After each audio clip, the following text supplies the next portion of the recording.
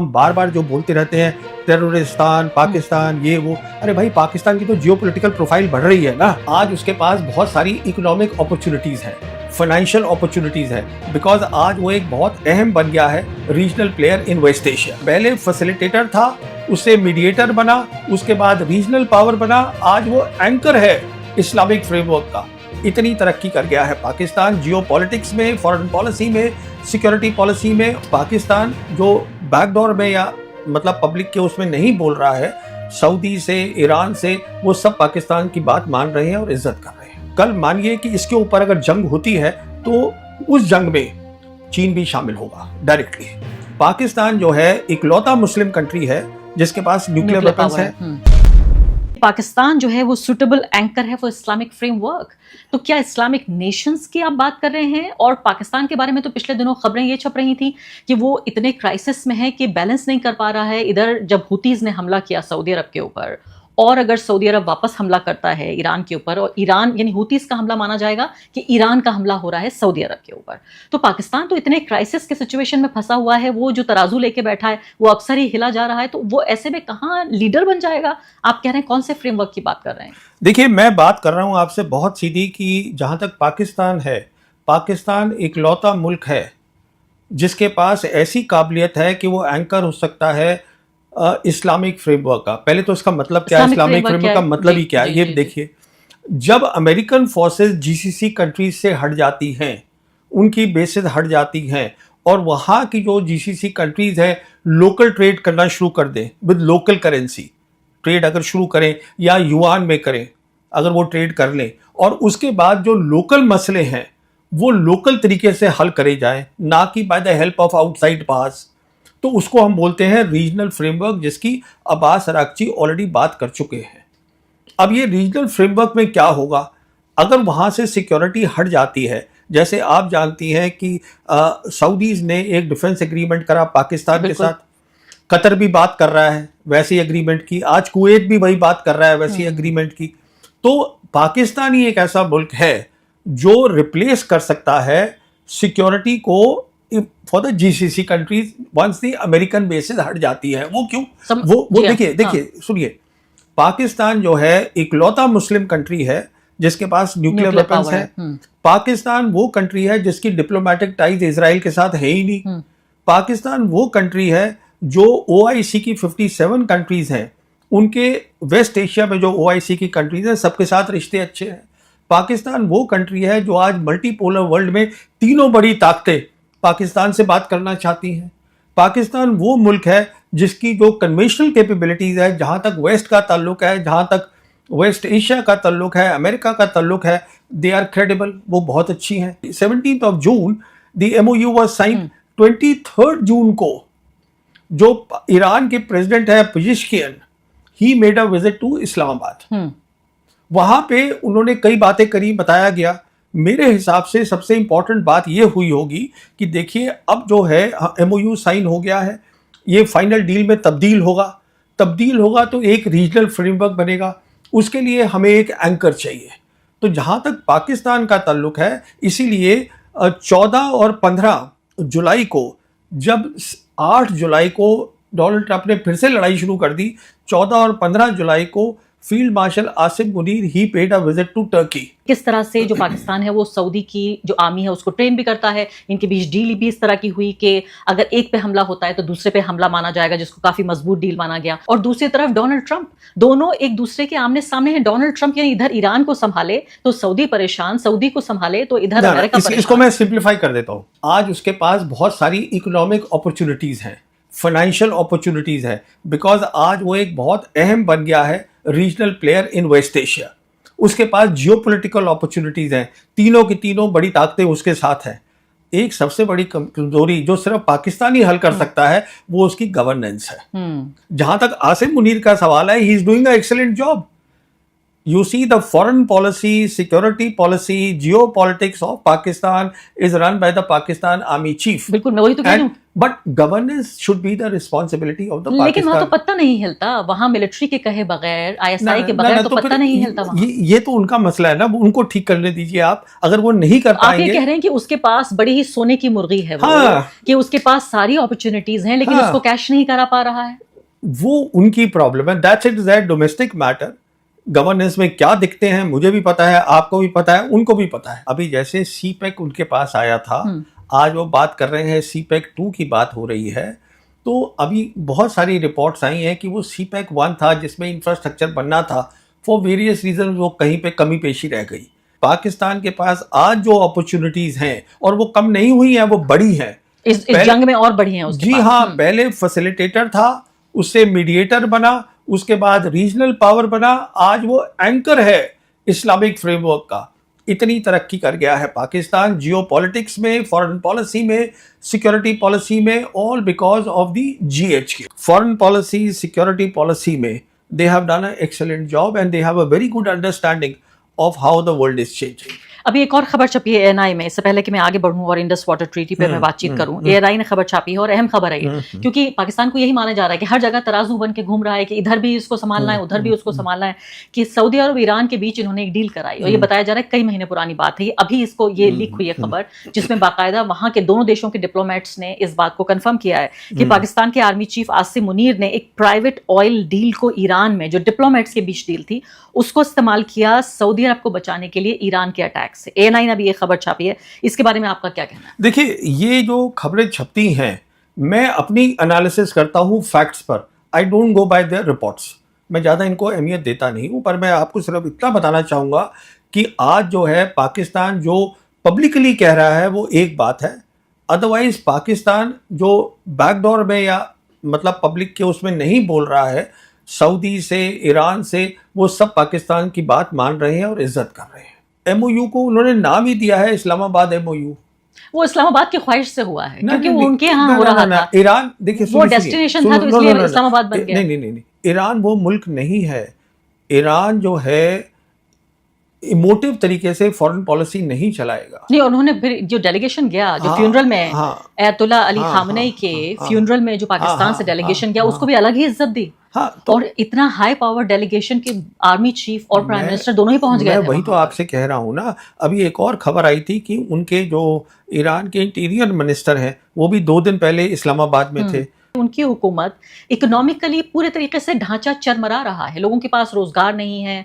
आप सोचिए, economic rights हो रहे हैं, ज्यादातर आबादी दूसरे मुल्कों में जाके काम करती है। हमारे यहाँ क्या हो रहा है? चलिए खैर, इस सब्जेक्ट गवर्नेंस का है, समस्याएं हैं। अभी ये जो हमारे यहाँ डेमोन्स्ट्रेशन है, व्हाट इज दिस अबाउट? लेकिन ये भी तो एक अच्छी बात है, ये भी तो जॉब्स हैं, लेकिन ये अच्छी बात है लोकतंत्र। चलिए देखिए, ये बातों पे मैं गवर्नेंस पे टिप्पणी नहीं करना चाहूंगा, क्योंकि मुझे इसमें मुझे समझ है, पर ऐसी कोई डीप एक्सपर्टीज नहीं है कि मैं इस पे कमेंट करूं। अब मुझे पूछ लेने दीजिए आप, इस सब के दौरान जो हमारी विदेश नीति है, खासकर अब मोदी जी तो बहुत बिजी हो गए हैं ये कॉकरोच जनता पार्टी को संभालने में, कि भाई ये सड़कों पे आके पूरा सैलाब लाए हुए हैं, तो ऐसे में कहाँ उन्हें वक्त मिलेगा कि वो कहीं दूसरे देश भी उनको जाना होगा। मैं तो सोच रही हूँ कि इस दौरान उनके कैलेंडर में जितनी विदेश यात्राएं भी लिखी होंगी, वो सब रद्द कर रहे होंगे वो एक एक करके, क्योंकि उनके लिए बड़ा मुश्किल है देश से बाहर भी जाना।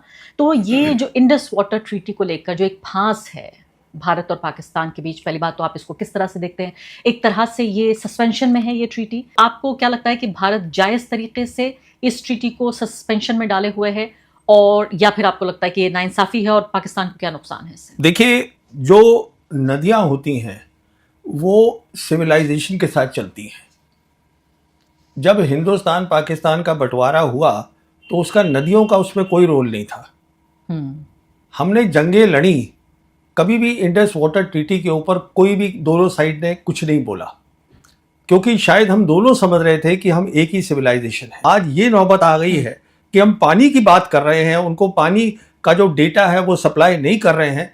वो तो सीधी सी जाहिर बात है, हम अपनी सिविलाइजेशन को भी कहाँ मान रहे हैं। आप ये भी तो बात देखिए ना, क्योंकि सिंदूर के वक्त में भी तो यही बात हुई थी कि हम पाकिस्तान का पानी रोक देंगे। तो ये किसी भी सरकार ने हिंदुस्तान की पहले नहीं किया है, और हमने बहुत जंगें लड़ी हैं, जाहिर है। क्योंकि ये तो देखिए, ये ट्रीटी 1960 में बनी थी और ये बात क्लियर हो गई थी कि ये रिवर्स तो सिविलाइजेशन के साथ चलती है। और मेरे हिसाब से आज जो है दुनिया में टेररिज्म, दूसरी बात मैं आपसे कहना चाहूँगा, टेररिज्म कोई इशू नहीं है। हम जाके बोलते रहते हैं, कितने लोग मानते हैं हमारी बात मुझे मालूम नहीं है, क्योंकि एविडेंस ये है कि पाकिस्तान भी बोलता है कि ये टेररिज्म कर रहे हैं हमारे ऊपर, तो वो नलीफाई हो गया।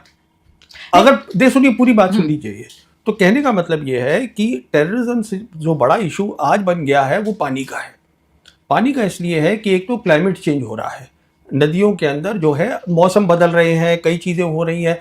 इस टाइम पर डेटा शेयर करना, इस टाइम पे बताना कि हम जो अपनी नदी है उसके ऊपर हम नए हाइड्रो इलेक्ट्रिक प्रोजेक्ट्स बना रहे हैं, वो क्या होगा, ये सब शेयर करना हमारे लिए ज़रूरी है पाकिस्तान के साथ, क्योंकि हम एक ही सिविलाइजेशन के हैं। जहाँ तक पानी का ताल्लुक है, वहाँ भी जैसे आप बोल रही हैं गुर्बत है, एग्रीकल्चर वहाँ बहुत है। उनको जो अगर उनको आप नहीं देंगी टाइम के ऊपर तो उनके एग्रीकल्चर को प्रॉब्लम हो जाती है। अच्छा, अब इसमें चीन भी शामिल हो गया है, पर चीन जो है वो हमारी सिविलाइजेशन का नहीं है, ठीक है ना। उनकी भी एक नदी है जो उनका ब्रह्मपुत्र है, पर इंडस जो है आती सब वहीं से ही है, आती वहीं से है, पर ये तो हमारी सिविलाइजेशन की बात है। मेरा कहने का मतलब ये है कि जैसे दोनों मुल्क हमने तय किया था 1988 में, एक अग्रीमेंट करा था हमने, हिंदुस्तान पाकिस्तान ने, प्राइम मिनिस्टर राजीव गांधी और प्राइम मिनिस्टर बेनज़ीर भुट्टो ने, कि हम जो है अपनी न्यूक्लियर फैसिलिटीज़ की लिस्ट को 1 जनवरी हर साल एक्सचेंज करेंगे, और वो हमने फिर उसको रेटिफाई किया। देखिए, वो रेटिफाई करने के बाद ये हुआ, और उसके बाद हर साल जो है हम उसको एक्सचेंज करते हैं। तो आप न्यूक्लियर की तरह इस बात को मानिएगा, क्योंकि जैसे न्यूक्लियर सिविलाइजेशन को तबाही दे सकता है ह्यूमैनिटी को, वैसे ही पानी ह्यूमैनिटी को अफेक्ट करता है। और अगर कल मानिए कि इसके ऊपर अगर जंग होती है तो उस जंग में चीन भी शामिल होगा डायरेक्टली।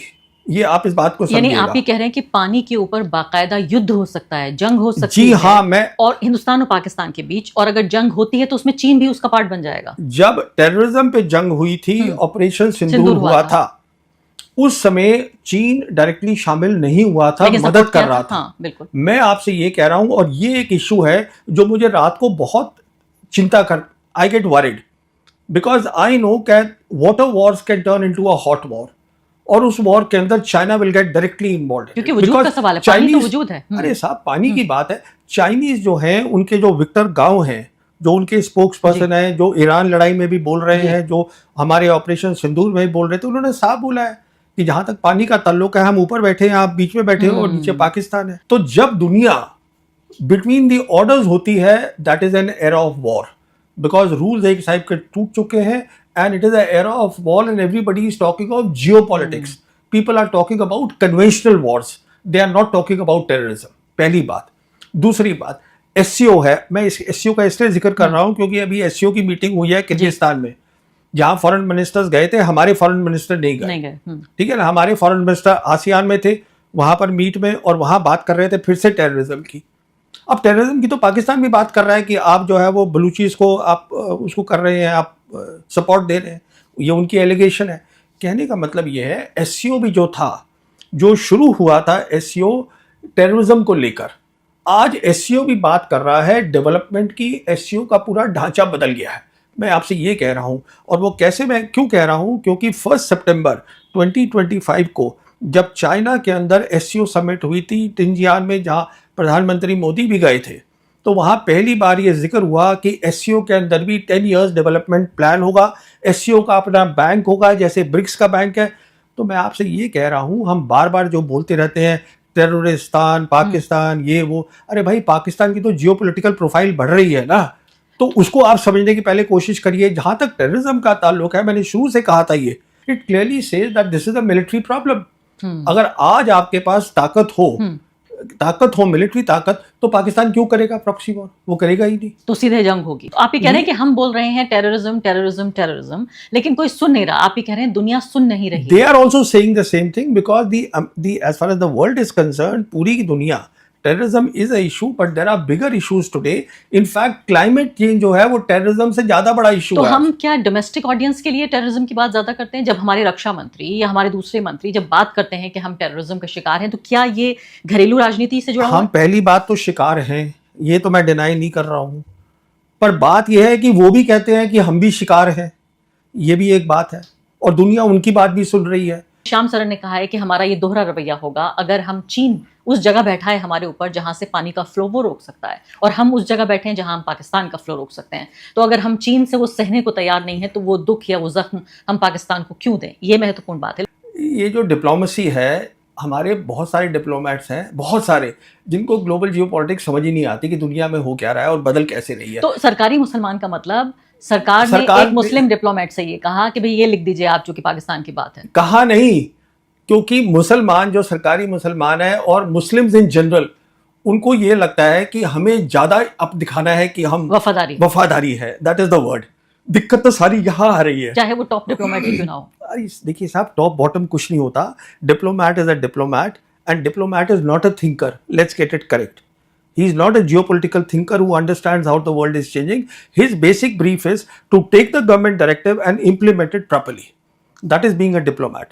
और जो थिंकिंग होती है सरकार की वो ये होनी चाहिए कि जो हमारी फॉरेन पॉलिसी है, foreign policy is not made by diplomats, it is made by the foreign minister, it is made by the government. उसका काम ये होना चाहिए कि किस तरीके से दुनिया बदल गई है, हम किस तरीके से हम अपनी फॉरेन पॉलिसी का फायदा उठा के, रिलेशंस विद नेशंस का फायदा उठा के, हम जो अपने लोग हैं गरीब, उनकी बेहतर करें जिंदगी को।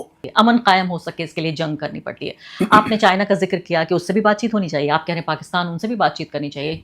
मतलब चाइना हमें गलवान जैसा जख्म दे रहा है, और हमारे यहाँ हद ये है कि सलमान खान की फिल्म आई और गलवान पहले उसका नाम था, उसको बदल के कुछ और रख दिया गया। फिल्म का नाम भी गलवान नहीं हो सकता। यानी हम कल्चरल लेवल पे भी हम चीन का को चैलेंज नहीं कर सकते या चीन के बारे में बात नहीं कर सकते, लेकिन हमें लगातार वो जख्म दे रहा है, हमारे फौजियों से लेकर हमारी जो टेरिटरी है उसको ऑक्यूपाई कर रहा है।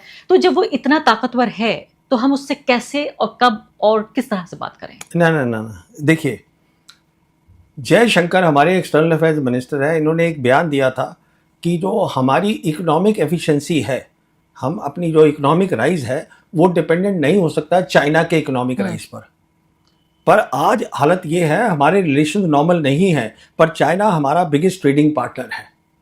बिल्कुल, ये भी दुरुस्त है, नंबर 1। बल्कि गलवान के बाद और बढ़े हैं कारोबारी रिश्ते। तो कहने का मतलब ये है, आप इस बात को एक तो ये समझिए। दूसरी बात क्या है, एक होती है जिसे कहते हैं विल टू फाइट, क्योंकि आपने लड़ाई की बात करी। जैसे मैंने अभी थोड़ी देर पहले आपसे बोला था, जयशंकर ने एक टेलीविजन चैनल में कहा था, how can I fight with a country China जिसकी 5 गुना मेरे से ज्यादा इकोनॉमी बड़ी है। ठीक है, हमारी 4 ट्रिलियन है, उनकी जो है 19 ट्रिलियन है, 20 ट्रिलियन है, 5 गुना हो गई। पर व्हाट अबाउट ईरान, 300 बिलियन और 32 बिलियन से लड़ाई कर रहा है, 32 ट्रिलियन से लड़ाई कर रहा है। कहने का मतलब ये है कि ये जो है, हम एक तो लड़ाई, हमारी सरकार जो है ना उसमें वो है नहीं लड़ाई करने का, और वो पूरा रिकॉर्ड है इस पे। आप कभी हम जंग लड़ तो चुके हैं। ना, वो चलिए, वो फिर कभी उस पर बात करेंगे। वो हमने कोई जंग नहीं लड़ी है under prime minister Modi. Let's get that clear. A war is a war, is something entirely different from doing a terrorist operation, anti terrorist operation, अंदर कर लिया बाहर कर लिया, दैट इज एंटायरली कोई फुल फ्लेजेड जंग नहीं है। लेकिन इसके अलावा देखिए, आप नया देश था, 62 की लड़ाई याद है, तमाम तरह की लड़ाइयां हुई हैं। तब वो तो बातें कर ही नहीं रहा हूं। मैं कह रही हूं नया और कमजोर देश था, गरीब देश था, और उस वक्त जो हुआ वो हुआ। लेकिन भारत अब एक ताकतवर सरकारें लड़ती हैं अपनी इज्जत के लिए। ईरान लड़ रहा है अपनी इज्जत के लिए। मैं ये नहीं कह रहा हूं कि आप चीन से लड़ाई करिएगा, मैं आपसे ये कह रहा हूं कि चीन को पहले ये तो पता चले कि आप में लड़ाई करने की ताकत है।